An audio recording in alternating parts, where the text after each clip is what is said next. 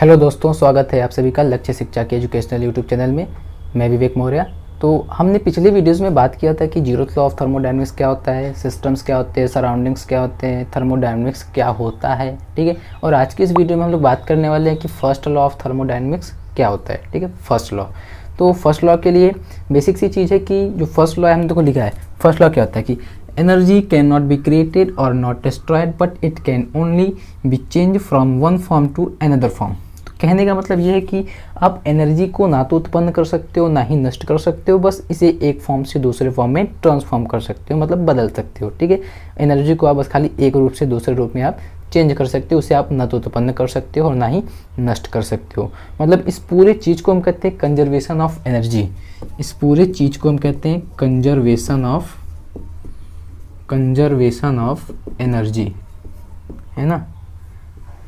इस पूरे चीज़ को हम कहते हैं कंजर्वेशन ऑफ एनर्जी। मतलब दुनिया भर का जितना जो एनर्जी का जो लॉ होता है, एनर्जी से संबंधित जितने भी लॉज होते हैं, उसके जो कंजर्वेशन लॉ होते हैं, उन सबको उठा के यहीं पे पटक दिया गया है ना। उन सबको उसका एक कलेक्टिव लॉ होता है फर्स्ट लॉ ऑफ थर्मोडायनेमिक्स, कि जितने भी एनर्जीज के लॉ होते हैं, जैसे कोई वस्तु अगर ऊपर से गिर रहा है तो उसका जो पोटेंशियल एनर्जी होता है वो उसके काइनेटिक एनर्जी में चेंज हो जाता है। तो मतलब जितना भी एनर्जी है, एनर्जी से रिलेटेड जितने भी लॉज हैं, वो सब के सब उठा के फर्स्ट लॉ में रख दिया गया है। उसे क्यों कहते हैं फर्स्ट लॉ ऑफ थर्मोडायनेमिक्स या कंजर्वेशन ऑफ एनर्जी, ठीक, कंजर्वेशन ऑफ एनर्जी।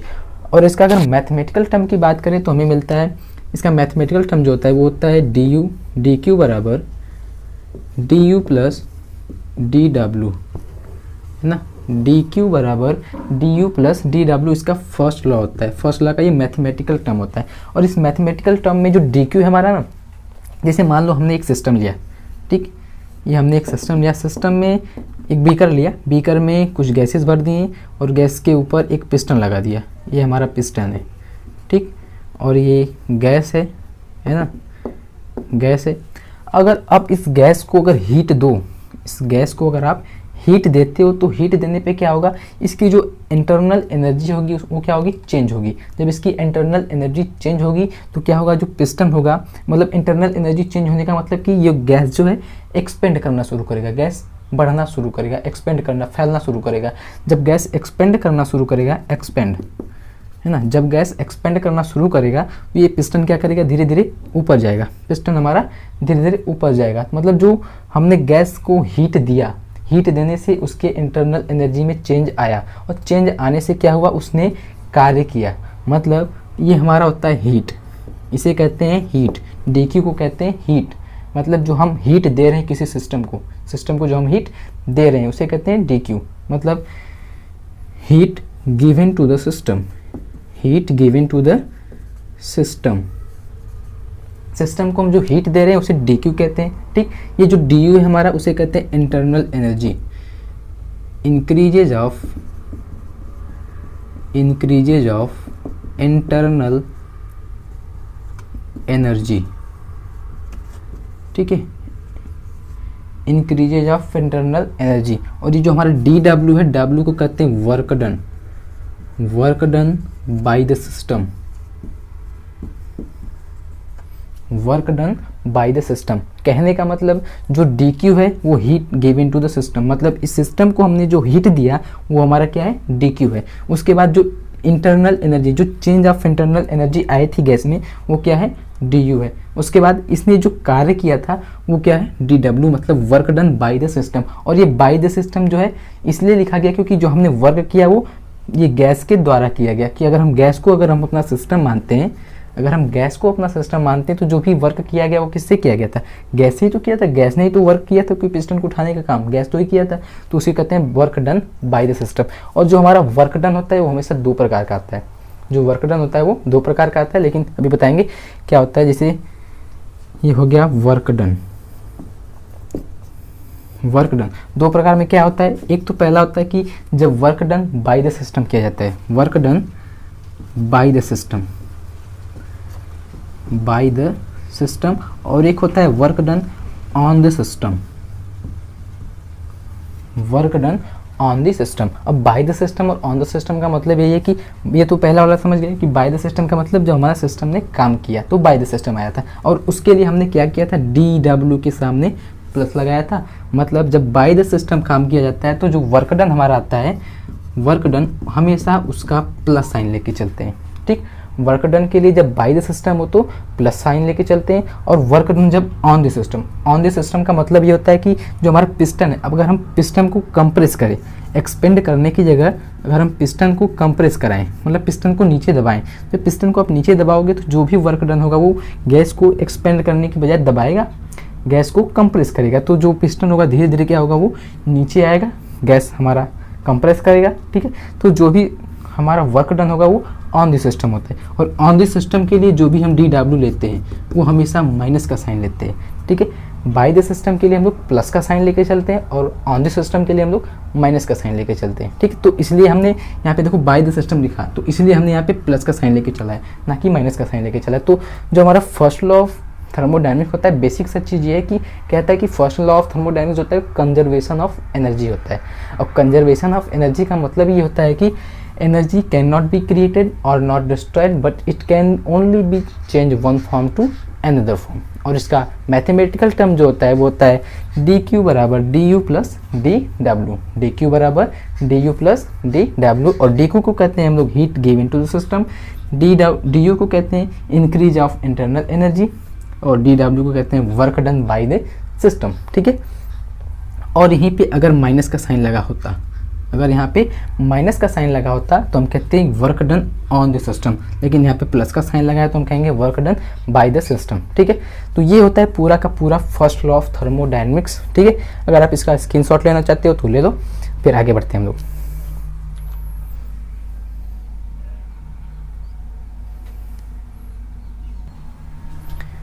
ये देखो, तो नीचे का दिख नहीं रहा था तो मिटा के ऊपर लिखा गया है कि ऑन द सिस्टम के लिए वर्क डन माइनस का होता है। तो अब स्क्रीनशॉट ले लें। ठीक है, तो हमने वर्क डन के लिए भी देख लिया कि वर्क डन दो प्रकार से हो सकता है, एक प्लस साइन के लिए और माइनस साइन के लिए।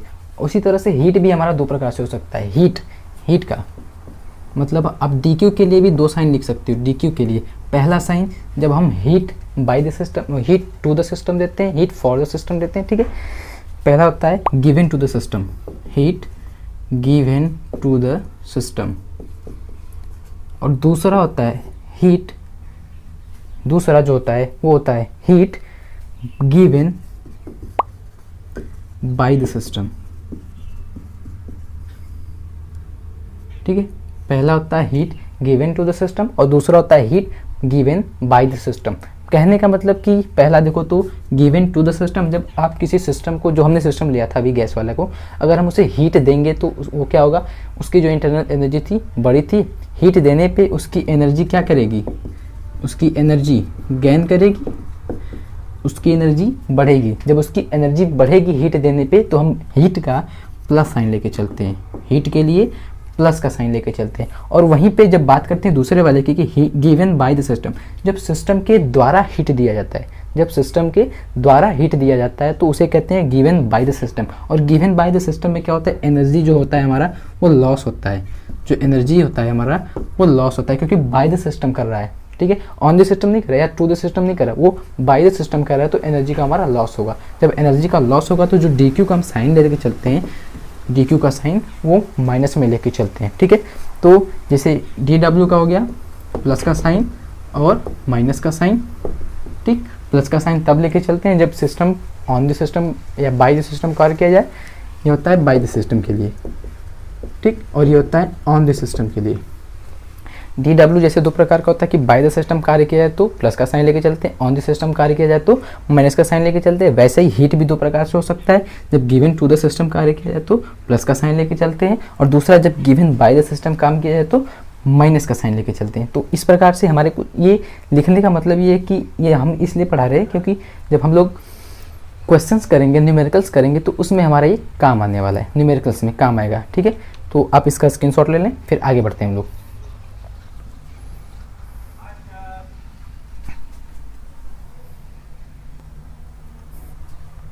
इसके बाद देखो तो हीट का कुछ बेसिक सा फॉर्मूला होता है। हीट का एक फॉर्मूला होता है NC डेल्टा T। हीट का एक फॉर्मूला होता है NC डेल्टा T। ठीक है, अब ये NC डेल्टा T क्या होता है कि जो N होता है वो नंबर ऑफ मॉलिक्यूल्स होता है, नंबर ऑफ मोल्स। ठीक, N जो होता है हमारा नंबर ऑफ मोल्स होता है, जो C होता है उसे कहते हैं स्पेसिफिक हीट, स्पेसिफिक हीट, ठीक है। और जो टी होता है वो हमारा चेंज इन टेम्परेचर होता है, चेंज इन टेम्परेचर, ठीक। तो कहने का मतलब ये हम लोग को कहाँ मिलेगा, तो हम लोग 11वीं क्लास में सब पढ़ के आ चुके हैं, है ना। अभी हम लोग तो ग्रेजुएशन कर रहे हैं, तो उसमें तो हम लोग को मिलेगा, है ना। जो हम 11वीं क्लास में पढ़े थे तो ये 11वीं क्लास का सब है, ठीक है। तो फॉर्मूला तो याद ही होना चाहिए। तो डी क्यू बराबर होता है N C delta T, N C delta T, जहाँ पे एन जो होता है वो नंबर ऑफ मोल्स होते हैं, सी जो होता है स्पेसिफिक हीट होता है, और जो टी होता है वो चेंज इन टेम्परेचर होता है, delta T change in temperature. और ये दो प्रकार से लिखा जाता है। पहला डी क्यू बराबर होता है N C P delta T, ठीक, N C P delta T. अब सी पी का मतलब होता है कि वही चीज़ स्पेसिफिक हीट, लेकिन जब कांस्टेंट प्रेशर की बात की जाए, कांस्टेंट प्रेशर, जब हम कांस्टेंट प्रेशर पे सिस्टम को लेके चलते हैं तो डी क्यू का लिए ये फार्मूला लेके चलते हैं N C P delta T. और जब हम दूसरा होता है एक डी क्यू बराबर N C B delta T.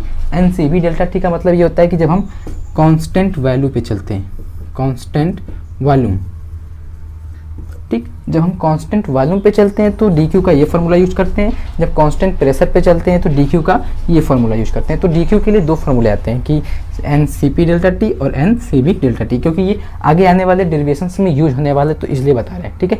और इसी के साथ डी डब्ल्यू जो होता है हम लोग का, डी डब्ल्यू वर्क डन, उसका भी एक फार्मूला होता है P D B, D W का एक फार्मूला होता है पी डी बी। और वहीं से अगर हम फर्स्ट लॉ से बात करें कि जो फर्स्ट लॉ होता है हमारा, फर्स्ट लॉ, अभी हम लोगों ने फर्स्ट लॉ पढ़ा कि फर्स्ट लॉ में होता है कि डी क्यू बराबर D U plus D W. तो डी डब्ल्यू की जगह पे अगर हम ये पुटअप करें कि तो मिलेगा डी क्यू बराबर D U plus P D V, है ना, डी क्यू बराबर D U plus P D V. तो इसे नोट कर लेना, ये बहुत ही इंपॉर्टेंट है, ठीक है, इंपॉर्टेंट है ये कि डी क्यू बराबर D U plus P D V, क्योंकि ये आने वाले जो आगे आएगा हमारा सारा डेरिवेशन जो भी आएगा उन सभी डेरिवेशंस में ये फार्मूला यूज होगा, ज़्यादातर यही फार्मूला, ये दोनों फार्मूले यूज होने वाले हैं। और इन दोनों फार्मूले का तो बहुत ही यूज होने वाला है, ठीक है। तो आप इसका स्क्रीनशॉट ले लें, और अगले वीडियो में मिलते हैं हम लोग, जो हमारी अगले आने वाली वीडियो होगी उसमें मिलेंगे हम लोग थर्मोडायनेमिक्स के विभिन्न प्रकार के प्रोसेस होते हैं, उन प्रोसेस के साथ मिलने वाले हैं, ठीक है। जैसे आइसोथर्मिक प्रोसेस होता है, एडियाबैटिक प्रोसेस होता है, आइसोकोरिक प्रोसेस होता है। तो इन सभी प्रोसेस के बारे में हम लोग बात करने वाले हैं, ठीक है। और अगर आपको कोई भी क्वेरी हो तो आप कमेंट जरूर करें, और वीडियो आपको अच्छा लगे तो लाइक जरूर करें, ठीक है। मिलते हैं नेक्स्ट वीडियोज़ में।